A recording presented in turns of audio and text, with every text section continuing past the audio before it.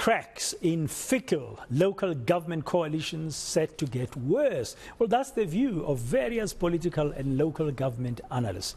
Today, here on eNCA, we're bringing you a special focus throughout this day. And this hour, we're delving deep into disruptions and self-interest coalitions and how ordinary citizens are bearing the brunt of these power struggles. To help us unpack this, I'm joined now by political analyst Levy Ndou.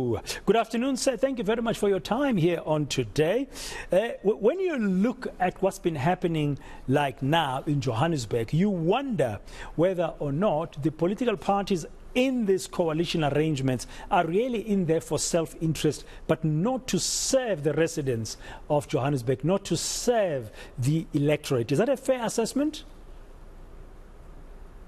Good afternoon, Dan. Good afternoon to the listeners at home. That would be a fair assessment, and I'll tell you why.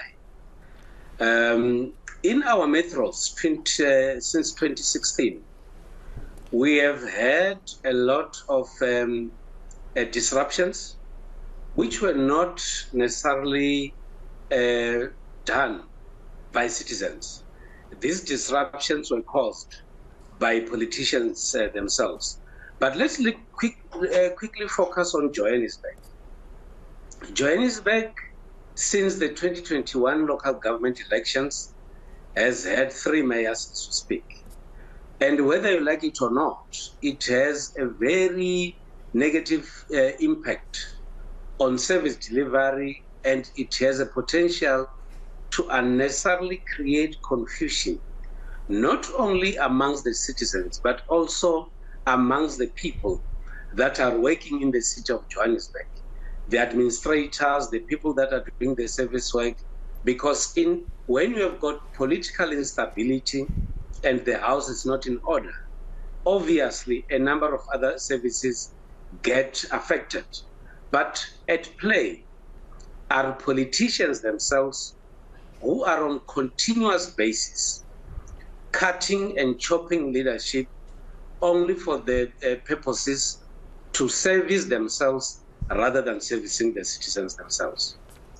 Now, a coalition government would presupposes that you've got different manifestos. You're coming in there. None of you was an outright majority winner. Surely cooperation should be the way where you collaborate for the benefit of the residents or your electorate. Then when you have got a coalition government, you need to be prepared to compromise because you have to work with other political parties. When you are in a coalition government, you also have to be aware that it is not only your word that goes, but you need to accommodate the views of other coalition partners. Because you are in a coalition with other political parties, you also need to be very sensitive and be very careful of the decisions that you make. And it is time for politicians who are in coalition to open up their arms and accommodate other political parties. And of course, it will extend to accepting views that are coming from other coalition partners. But what then characterizes our coalitions in South Africa is that you have got a very clear element of instability because in most instances, those that are in coalitions would always make demands that coalition partners might not be able to meet. And that is why those who say that they are actually focusing on themselves and not only on the citizens, their statements get justified. The power struggles are really having an impact then on how ordinary residents, ordinary citizens should be benefiting from a government that they went to the polls in November 2021 to choose, but is not becoming a reality. This kind of disruption that has been happening, like in Johannesburg, Ekurhuleni, we saw some things. Tshwane is also not that stable at the moment. I mean, what does it do in terms of servicing the people? I mean, it means the citizens will never ever get a stable local government. In the discussions that you have had with many of my colleagues and with people that are leading these municipalities, what has been at the center of these discussions has been the change of leadership and the tussle that is taking place within the different or amongst the different political parties. At play here is no longer issues of service delivery.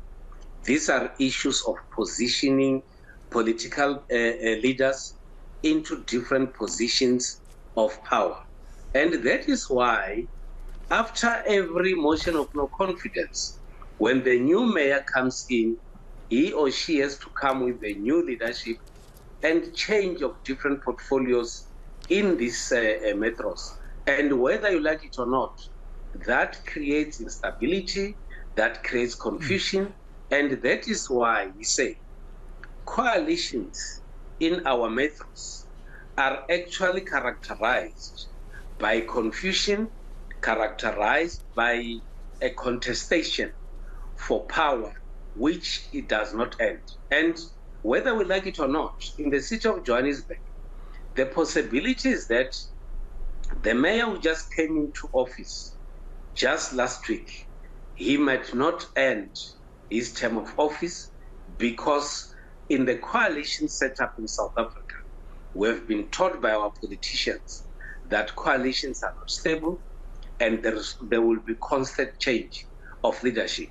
So if there is a change of leadership in the city of Johannesburg again, it is something that we should not be surprised about.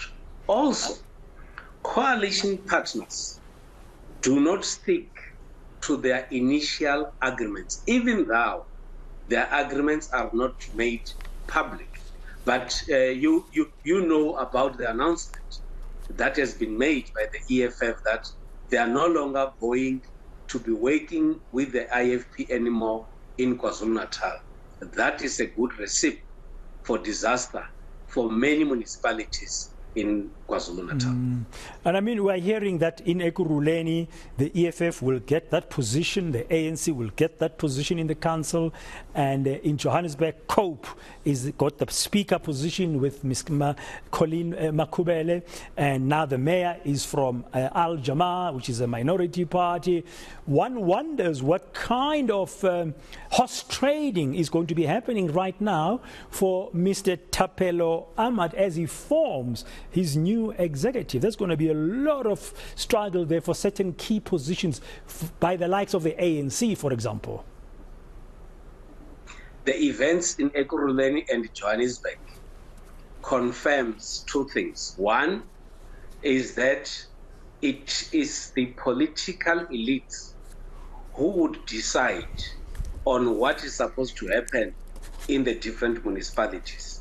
Those that are elected or who occupy positions at local level have no major role to play in terms of determining leadership, because those that are at higher levels in the different political parties take decisions and then they instruct those who are in the municipalities to do as they like. Number two, it also confirms that the voice of the voters do not matter anymore. It is about politicians playing around with the votes of the people and positioning themselves into different positions in the municipalities. And in the final analysis, the role of the voter only ends after voting, and the rest lies with the politicians themselves. And that is exactly what coalitions in South Africa is bringing to South Africans.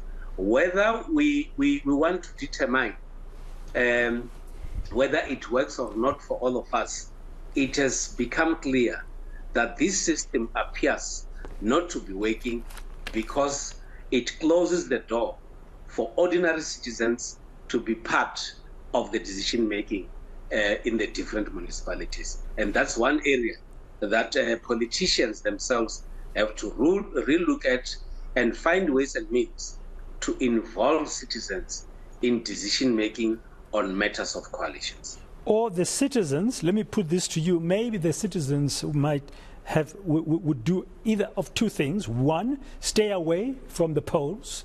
You know, voter apathy might seep to say it doesn't matter how we vote, the politicians will do what they want. Or the citizens will organize themselves into active citizenry that puts the pressure on the politicians. What are your thoughts on that? Well, I think the systems, as we are observing now, it opens up for many other options that South Africans will have to look at. It is clear with the new system that when you have different political parties in South Africa who are supposed to sit down and form a coalition, they forget about the citizens and they spend a lot of time focusing on distributing positions amongst themselves. Ordinary citizens might find this to be very disturbing on their part, and they might have to look at other options. Maybe we should also have to look at changing the system that we have, do away with a coalition system and introduce a new electoral system that will not have disruptive elements like we see with coalition government. And I think it is time now for lawmakers, for the IEC, to take an opportunity and develop something new out of the situation that we're facing.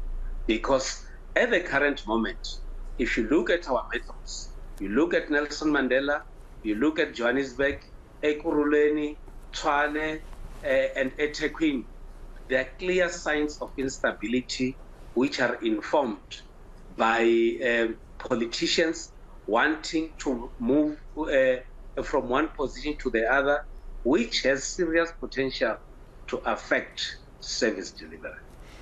I mean, if coalitions were real vehicles of power sharing, and maybe the point you made earlier about compromise, when you go into a coalition, you need to compromise, and if you had the power sharing lens to it, maybe things would be different. But your view on the future of coalitions, is South Africa's future, political future, really going to depend on coalitions? I mean, the speculation as we look ahead to next year's general elections in 2024, that there could be a national coalition government. I mean, is that the future for South Africa? Are we going to manage from what we're seeing in the metros? Well, if you look at the trends from the early 2008 elections, and if you look at 2014 elections, 2016 local government elections, the ANC support appears to be going down. And that is reason enough that we might be heading over to coalitions.